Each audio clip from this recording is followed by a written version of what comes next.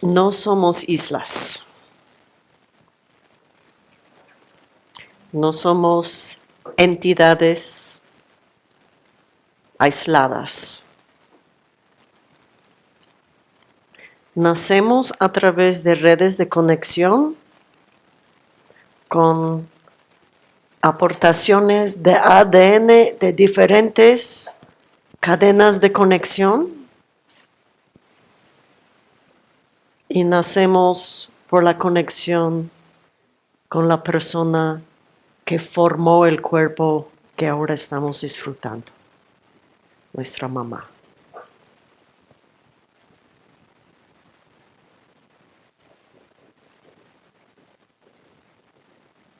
Y en el cuento del nacimiento del Buda se narra cómo el universo participaba en su nacimiento. Su mamá biológica, que no fue la mamá quien la crió, tuvo muchas dificultades de embarazarse. Y al inicio fue la reina, la esposa del rey Shuddhodana. Ella se llamó Mahamaya. Y hubo una tradición entonces que en ese reino, que el reino tiene múltiples esposas o reinas, que tiene una. Ya. Y pasaron décadas. Y este rey Shuddhodana realmente amó a su reina. Y no hubo conversación de sustituirla, aunque el reino estaba quedando sin príncipe, sin quien hereda el reino.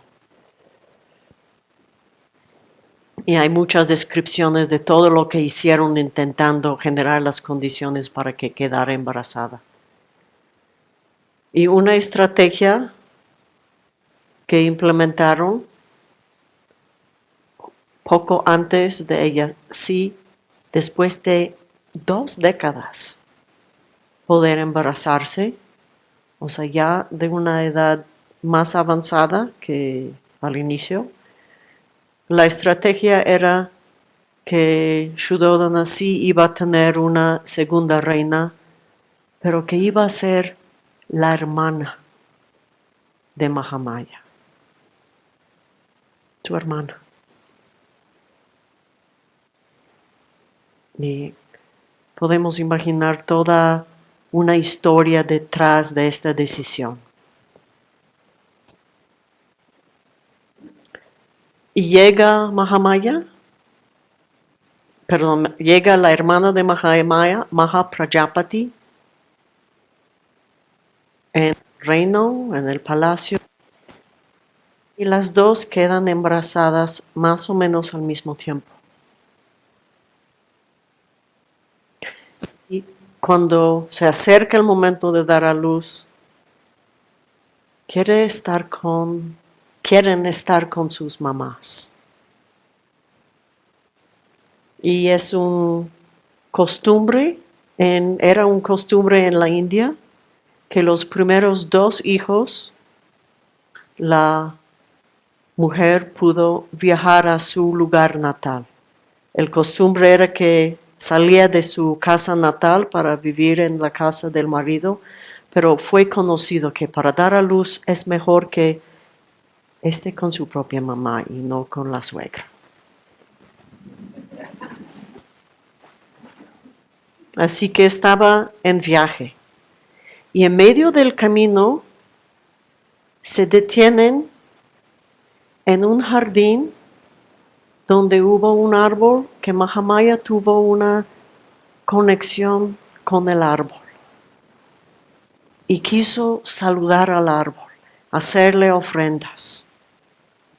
Y fue en una arboleda conocida y vinculada con la protección de mujeres embarazadas. Y ella ahí se detuvo. En algunos textos nada más se describe como un parque, pero en otros dicen que fue muy particular con este fin y se entiende por qué se detuvo allá, ¿no?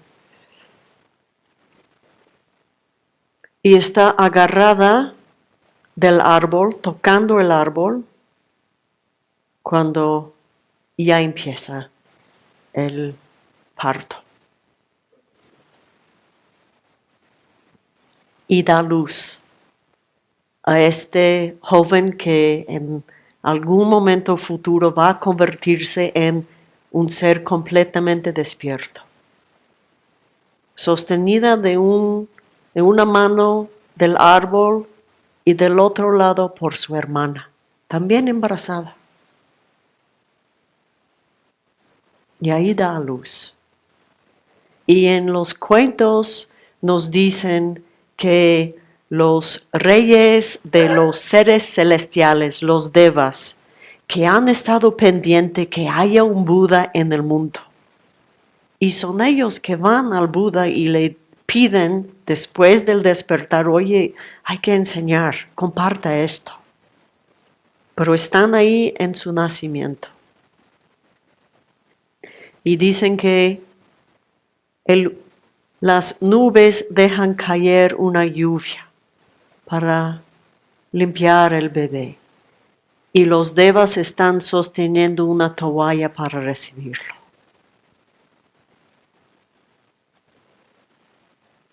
Y nosotros, cuando salimos de la matriz, encontramos otras manos recibiéndonos. Pero tuvimos manos recibiéndonos. Tuvimos cuidado. Éramos protegidos. El mundo nos recibió de alguna forma u otra. Todos que estamos aquí vivos. Y es una característica de los seres humanos que necesitamos muchísimo cuidado después de nacer. Comparando con otros mamíferos, ¿a qué especie le pides décadas? Bueno, años, definitivamente, a veces décadas de cuidado, donde realmente niños durante los primeros años de vida, si no tienen cuidado, no sobreviven. Somos tremendamente vulnerables desde el inicio. Y esta especie tan vulnerable ha logrado sobrevivir todos esos milenios, evolucionando con una estrategia de depender de la voluntad de cuidar a los desprotegidos. Es porque un ser humano, al ver un infante desprotegido, tiene el impulso de cuidar y proteger.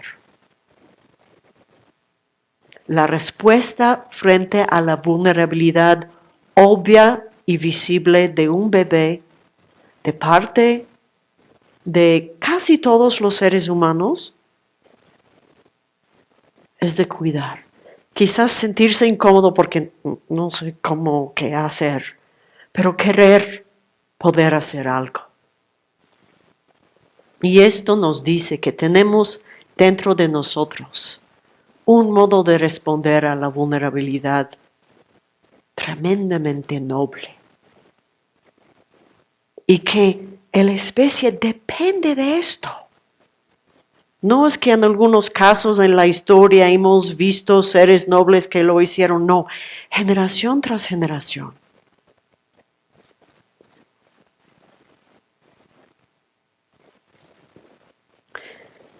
Y cuando describimos esto como interconectados, se oye bonito. Cuando enfatizamos la parte de interdependientes, ahí la parte de depender se nos hace un poquito diferente. Y aquí vemos cierta distinción interesante que cómo respondemos frente a la vulnerabilidad de otros. Mientras, ¿cómo respondemos frente a nuestra propia vulnerabilidad? Y es una pregunta, ¿respondemos con un anhelo de cuidarnos y protegernos? Quizás, pero ¿cómo lo hacemos? ¿Cuáles son nuestras estrategias?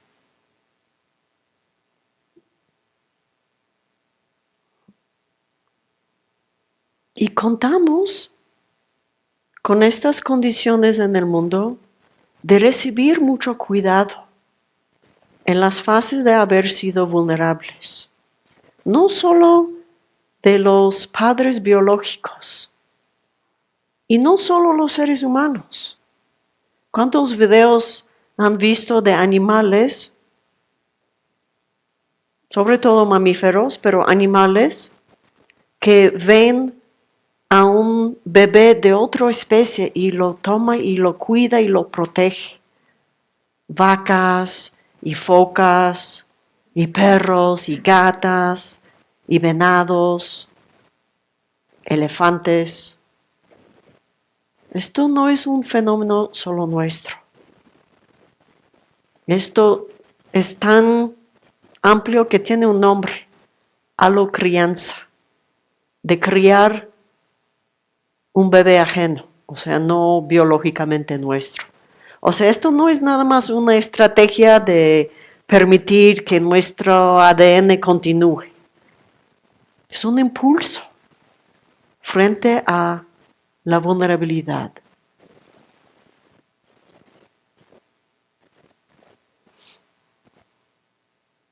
Y al mismo tiempo podemos ver estructuras sociales donde el manejo de la vulnerabilidad es distinta. Es algo que podemos ver ampliamente, que nuestra vulnerabilidad nos hace buscar una figura poderosa. Y generamos estas estructuras sociales donde la cabeza, el rey, el cacique, el jefe, es poderoso. Y buscamos estar bajo su protección. Y queremos estar bajo su protección. ¿Cuántos candidatas para ser presidente manifiestan: yo voy a proteger a todos? Manifiestan este tipo de poder para atraer a quienes responden a estas estructuras. Y después generamos estas estructuras donde de esta persona recibir el apoyo de tantas personas tiene mucho poder y queremos sostener esta figura en este rol porque es nuestra estrategia para manejar y sentirnos protegidos. Y en esta configuración, cuando hay una crisis y esta figura está siendo cuestionado, amenazado, todos necesitan proteger esta figura porque es donde estamos manejando nuestra vulnerabilidad. Y así se generan configuraciones que iban a ser estrategias frente a nuestra vulnerabilidad, pero donde las personas vulnerables en estas estructuras, si de alguna forma no están apoyando a quien tiene poder, están vulnerabilizados por la estructura. Y hace que todos participando en esto tienen algún interés en mantener esta figura como una estrategia. Y estas estructuras tienen un nombre. Estas estructuras son estructuras patriarcales. Y al llamarlo patriarcado no quiere decir que son solo hombres en la cabeza. Las mujeres también pueden encabezar este tipo de estructura y las mujeres también sostienen estas estructuras. Pero el nombre es este. Y por la configuración de los roles de género, los hombres con el tema de la vulnerabilidad tienen un desafío extra por la socialización y la distribución de tareas, el quien protege. ¿No? Cuando se escucha en la casa que quizás alguien entra, ¿quién tiene la responsabilidad de ir y afrontar el ladrón o hacer algo? Pues en mi casa, bueno, puras mujeres, ¿qué hacemos?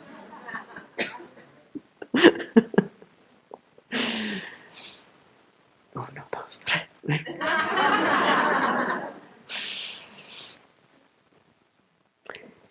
Pero esto es decir que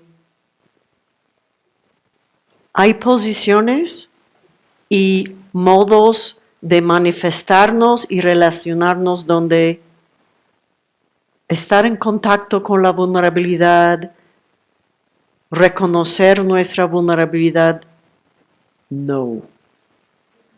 No puedes ser débil, no puedes verte débil. Pero este tipo de estrategia lo vemos en todos los géneros, de no querer mostrarnos vulnerables.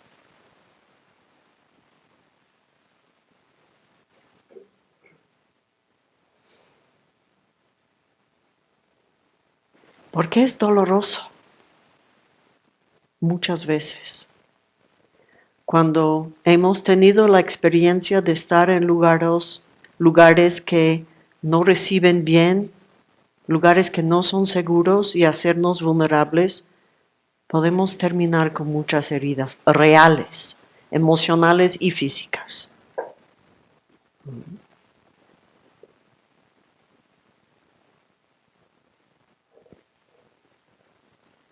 Así que hay un tema de vulnerabilidad real. Pero cuando vivimos desde la vulnerabilidad, tenemos también oportunidades. La vulnerabilidad la compartimos. Y si rechazamos nuestra vulnerabilidad, ¿cómo vamos a poder aceptar la vulnerabilidad de otros? Más que, pobrecitos, qué pena que no son como yo, que no soy vulnerable. Y nos posicionamos frente a otros como puros niños o niñas. Y yo Y también cuando miramos la postura de andar con una vulnerabilidad que no sabemos manejar, nos sentimos, imaginamos que vamos a estar atacados.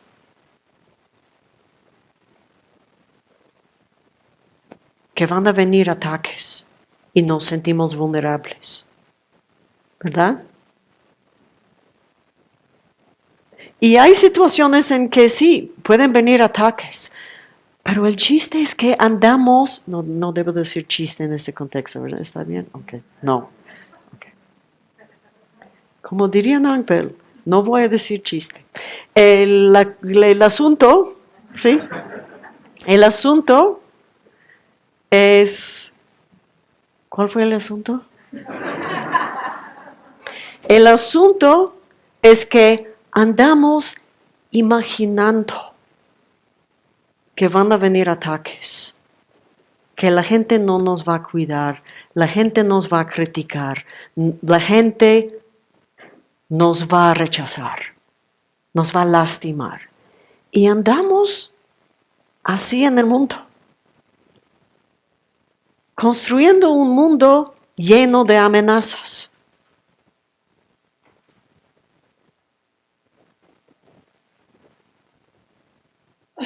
¿Cómo es esta realidad? Y cómo uno empieza a vivir.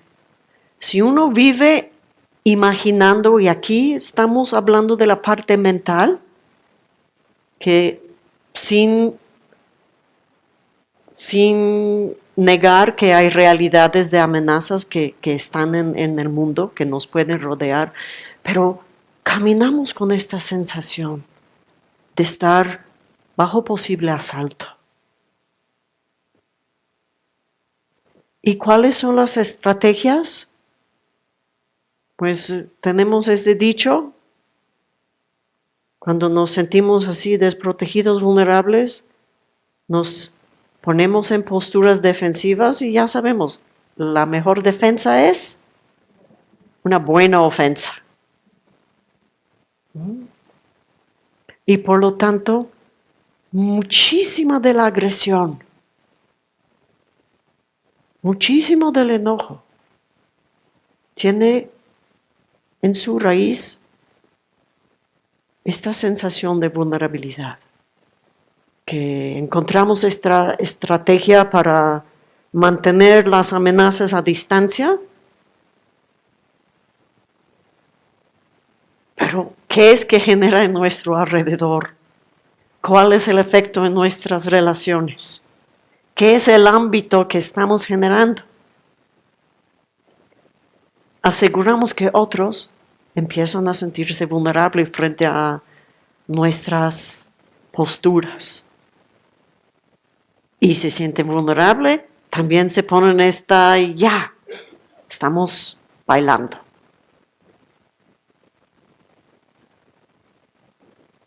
Otras estrategias es tener este caparazón, que yo no dejo que nadie entre.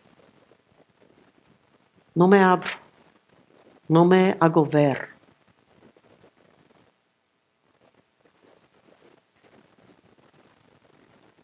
¿Y cómo se siente vivir así? Pues por uno, mantener este caparazón requiere enorme energía. Es un desgaste, una fuga de energía constante. Es cansado.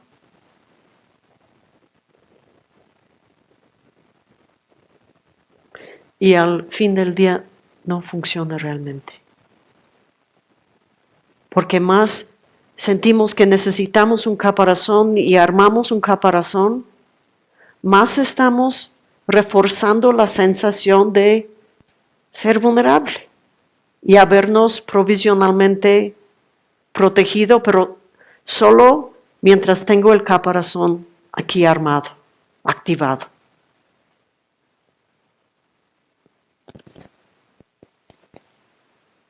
Y otro costo de andar con caparazón es que no podemos ser reales, no podemos ser quienes somos en el mundo. Solo podemos ser quienes somos dentro de este búnker. Fuera, no. Que no nos vean, que parezcamos otro de lo que somos. Más fuerte, con más confianza o con más prepotencia o lo que sea el color particular de nuestro caparazón.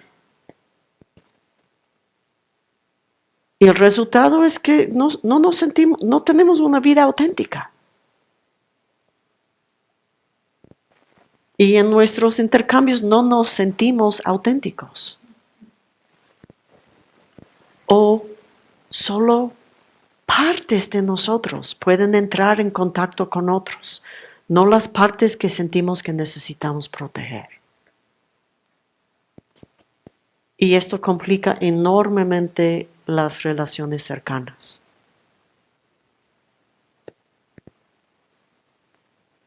Y más o menos hace imposible una intimidad real. Esta sensación de ser conocido o conocida, de estar en contacto, realmente conectado con alguien. Porque, conecto con este dedo.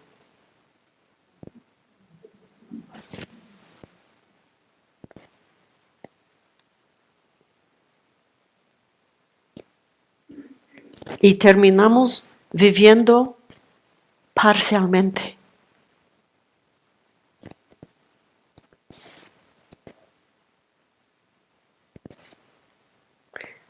la imagen que hemos armado, esto es lo que puede interactuar con la gente. Nosotros no.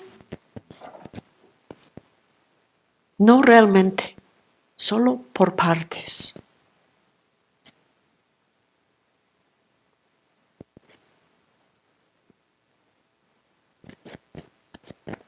Y mantenemos otros a distancia.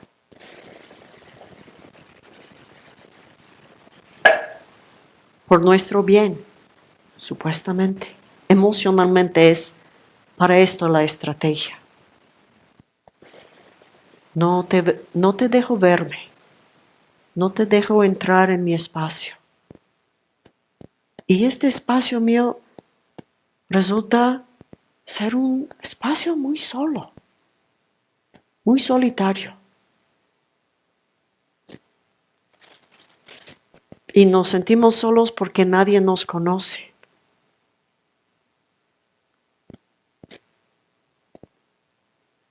Y sentimos que necesitamos ocultar partes de nosotros, cosa que tiene su equivalente afectiva, vergüenza. No quiero que se vea esto. Sentimos vergüenza de tenerlo y saber que lo tenemos. Y otra estrategia o estrategia conectada con esta es de querer proyectar invulnerable. Y generamos identidades por los fines de intercambio con el mundo. Y una de las identidades que suele salir en este contexto es de la persona que sabe. Yo sí sé. Y mientras estamos en esta postura, no somos una persona que está aprendiendo o que no sabe y es curioso. Quisiera saber.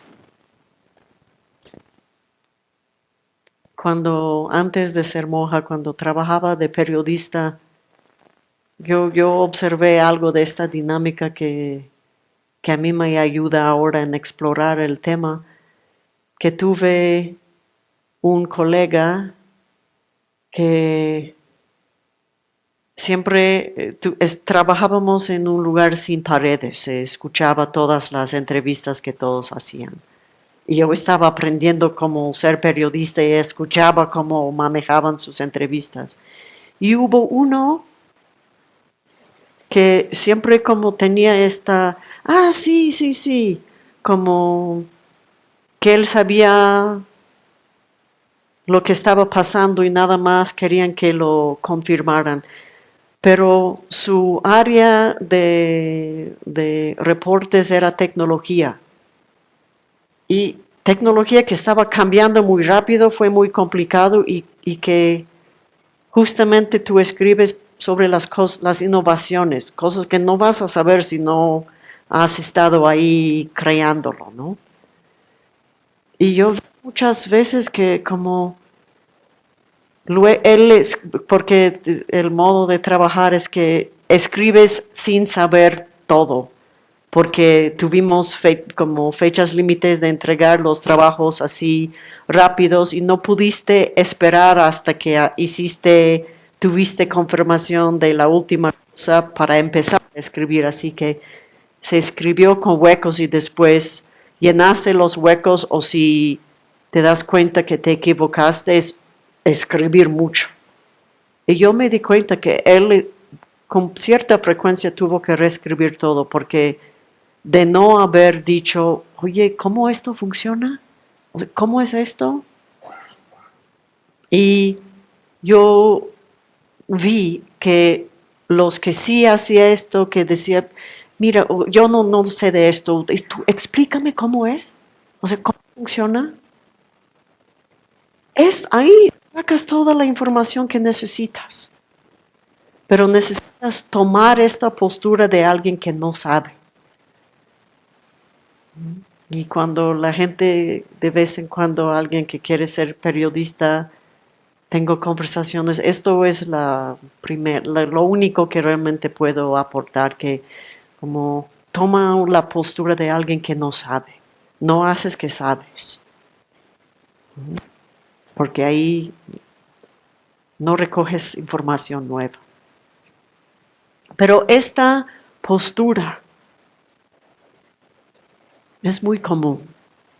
Yo soy profesional. Y en el rol de maestra, y para todos que son maestros, esto es un tema muy complicado. Se supone que sabes de qué hablas, ¿verdad? Se espera. Y al mismo tiempo, necesitas seguir identificándote como estudiante, como alguien en formación, para seguir creciendo.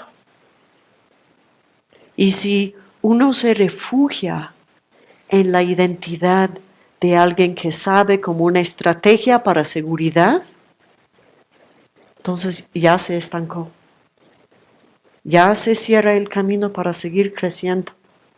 Porque toma muchísima atención y energía mantener y proyectar esto frente a uno mismo también. ¿Tiene sentido? Y otras manifestaciones de esta modalidad de manejar la seguridad es de querer ser perfectos. No toleramos que tengamos faltas. Proyectamos de ser perfectos y necesitamos vernos perfectos, porque si no somos perfectos, nos sentimos muy vulnerables.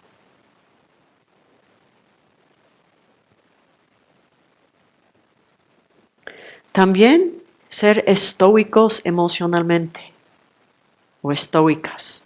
A mí nada me afecta. No, yo bien.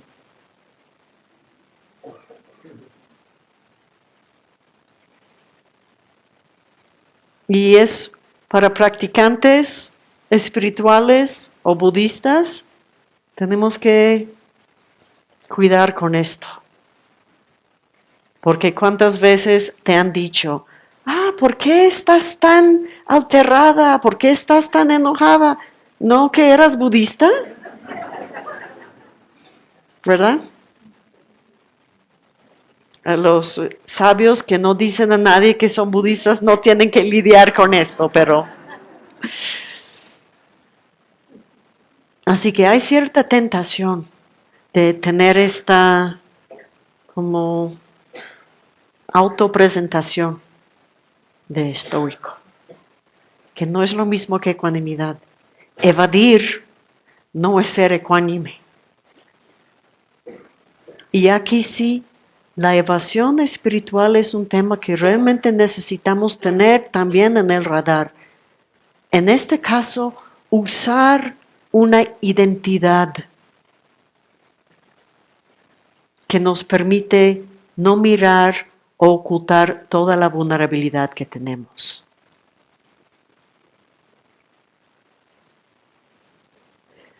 Construimos una identidad de alguien sabio o alguien ecuánime.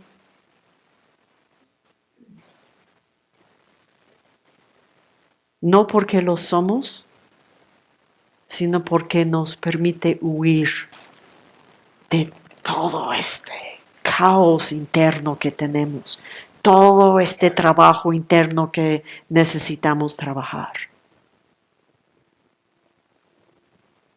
Y cuando estamos con este tipo de relación con nuestra propia vulnerabilidad, evitamos las conversaciones y las situaciones que nos confrontan.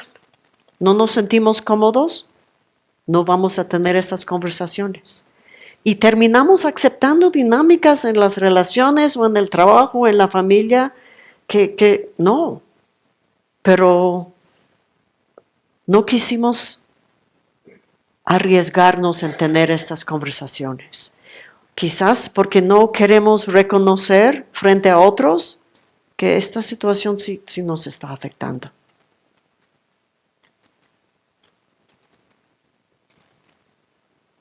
Y este caparazón funciona como un escudo que mantiene el mundo a distancia. Pero cuando tenemos un escudo, sí evite a que nos lleguen los misiles,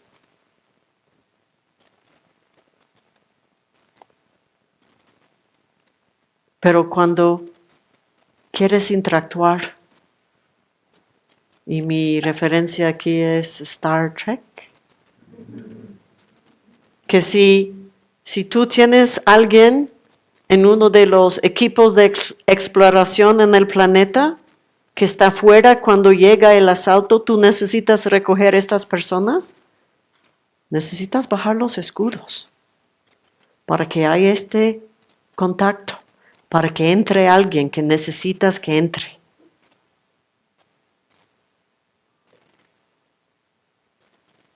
O sea, bajar los escudos nos permite conectar, nos permite intercambiar realmente.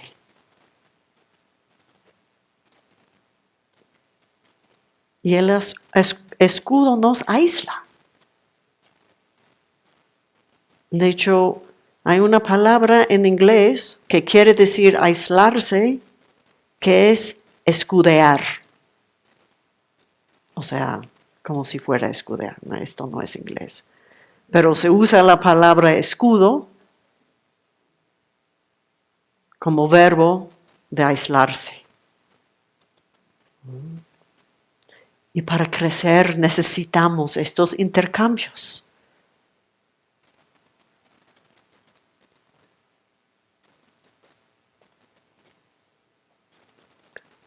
Para crecer necesitamos poder hacernos vulnerables.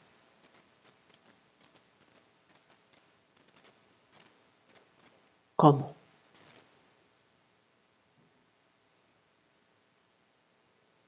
El contexto ayuda. Por esto procuramos construir comunidades con espacios seguros. Este retiro es un espacio seguro.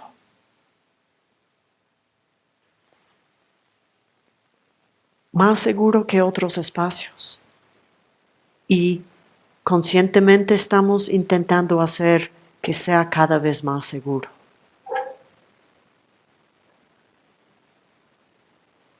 ¿Cómo nosotros podemos ofrecer espacios seguros para otros mutuamente?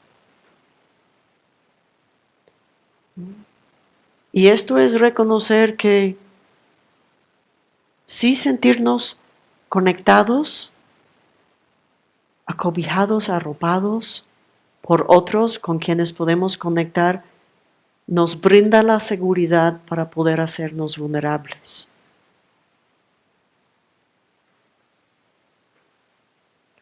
Y lo bueno es que no nada más necesitamos sentirnos conectados para poder hacernos vulnerables, sino sentirnos conectados genera la seguridad de poder ser vulnerable. Tiene tremenda potencia para permitirnos relacionarnos con la propia vulnerabilidad de forma diferente. Y es esencial que aprendamos a hacerlo para nosotros, para poder crecer, para tener una vida auténtica, para poder conectar, para transformar nuestras relaciones. Y también para poder tolerar la vulnerabilidad en otros y cuidarla y aceptarla.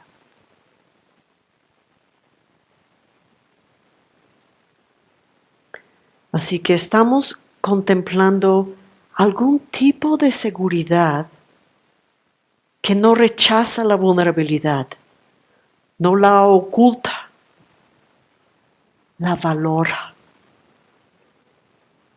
A través de la vulnerabilidad nos vamos a poder conectar. Vamos a poder tocar la fibra de algo medular en nuestro ser. Y nos va a permitir generar las cualidades de compasión y ecuanimidad que queremos. ¿Qué son las formas o los modos de construir el tipo de seguridad que valora la vulnerabilidad, la conexión, el amor que nos conecta con otros, el confiar en esta capacidad de amar que tenemos? Y dentro del juego de prácticas que tenemos en todas las formas del budismo que conocemos, hay esta otra práctica que hace unas sesiones mencioné, 2 prácticas que están construidas para generar seguridad y confianza dentro del budismo. Una fue refugio, la otra,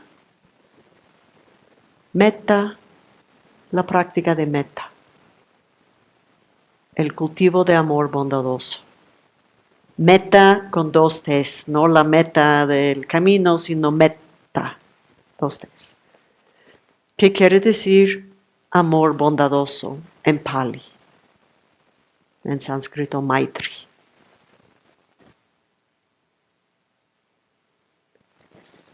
Y si miramos cómo el contexto en lo que el Buda por primera vez enseñó esta estrategia, este upaya, este método, hubo un grupo de monjes que había ido a practicar en un bosque. Y bosque en esta época era lleno de vida silvestre, incluyendo tigres, incluyendo depredadores humanos. En muchos cuentos budistas, los bandidos van a los bosques a repartir lo que han raptado. Son lugares de miedo. Y los monjes que habían ido a este bosque no podían meditar, no se podían enfocar. La explicación que dieron es que hubo muchos espíritus malignos que le asaltaron en el bosque y tenían miedo de ellos y de los demás depredadores.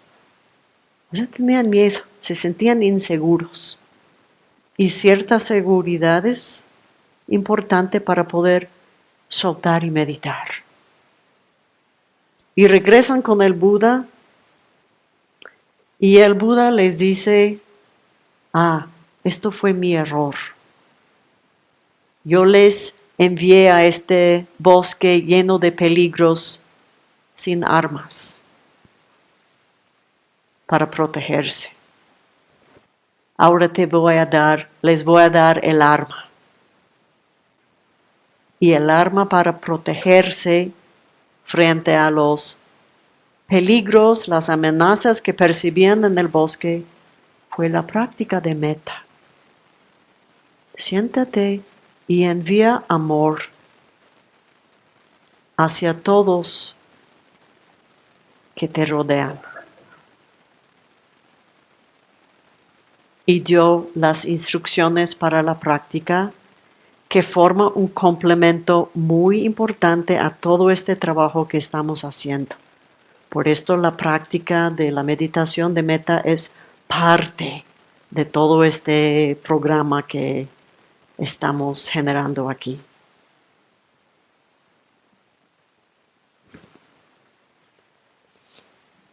Y una cosa curiosa que encontramos es que dar amor, emanar amor, como los mamíferos viendo un desprotegido, dar amor no es tan difícil, ¿verdad? siempre y cuando no sea amor para nosotros mismos. ¿Verdad? Recibir amor. Permitir que el amor nos entre suele ser más difícil. ¿Cuántas personas lo encuentran más fácil recibir amor en la práctica de meta que dar? Dos, tres en una sala de más que 100 personas. Ya más o menos no necesitamos hacer más encuestas. Porque cuando recibimos amor, incluso en una visualización, es conectar con la vulnerabilidad, la parte de nosotros, nosotras, que necesita ser amado. No la parte de nosotros fuerte que tiene cosas que dar. ¿Verdad? Ahí también el trabajo en esta práctica nos visibiliza mucho los temas que tenemos con la vulnerabilidad y nos da un método para ir trabajando con estas capacidades, conociendo qué está pasando, dándonos cuenta quizás no hemos recibido amor de forma segura o estable en el pasado y ahora sí no sabemos hacerlo, pero necesitamos aprender. Y esto es el método.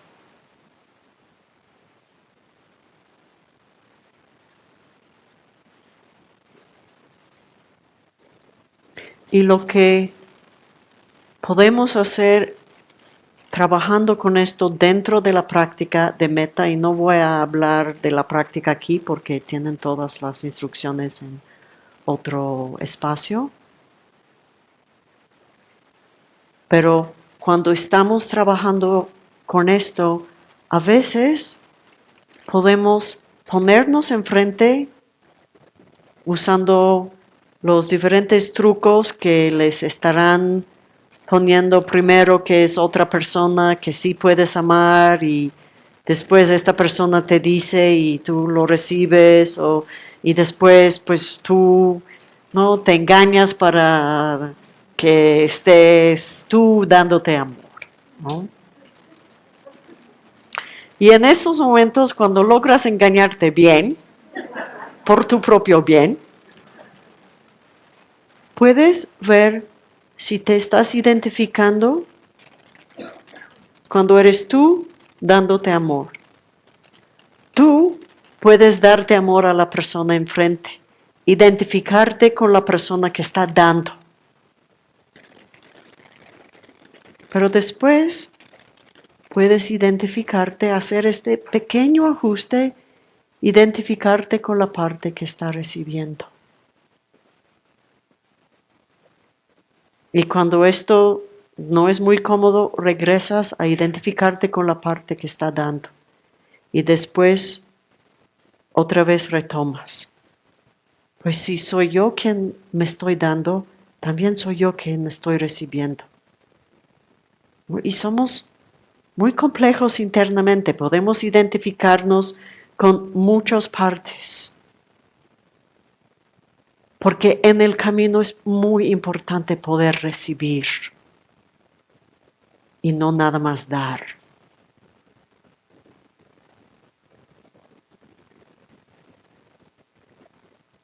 El poder reconocernos como también interdependientes.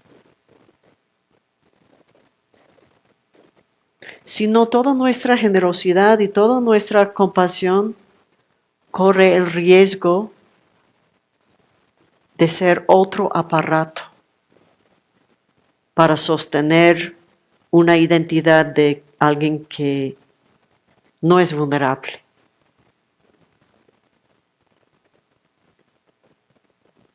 Una identidad de ser la fuerte o el fuerte, el quien salva a otros.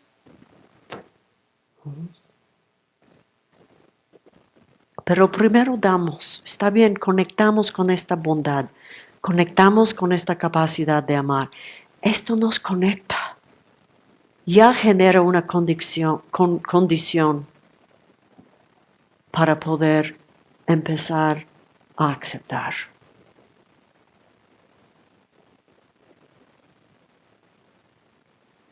Y así empezamos a nosotros mismos generar una experiencia de estar conectados a través de vínculos de bondad. Sentirnos conectados, sabernos conectadas y conectados, porque lo somos. El mundo nos recibió para cuidarnos. El mundo extendió la mano y nos sostuvo cuando salimos de la matriz. El mundo completo está colaborando en esto.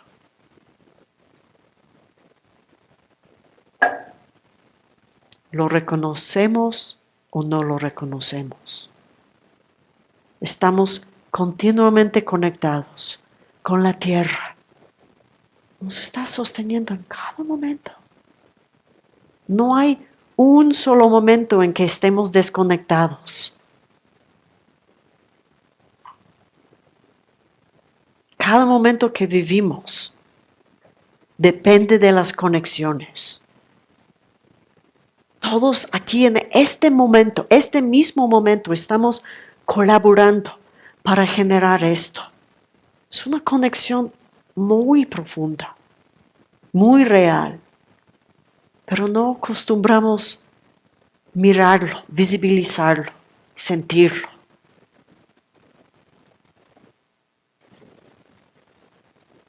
Así que empezar a cambiar la perspectiva. Saber que nuestras ancianas y ancianos nos acompañan en cada paso. Están aquí, en lo que somos.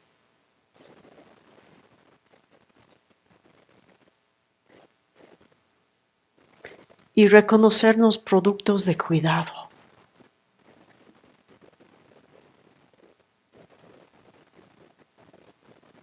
Cada ser humano que sobrevive la niñez fue objeto de tremendo cuidado.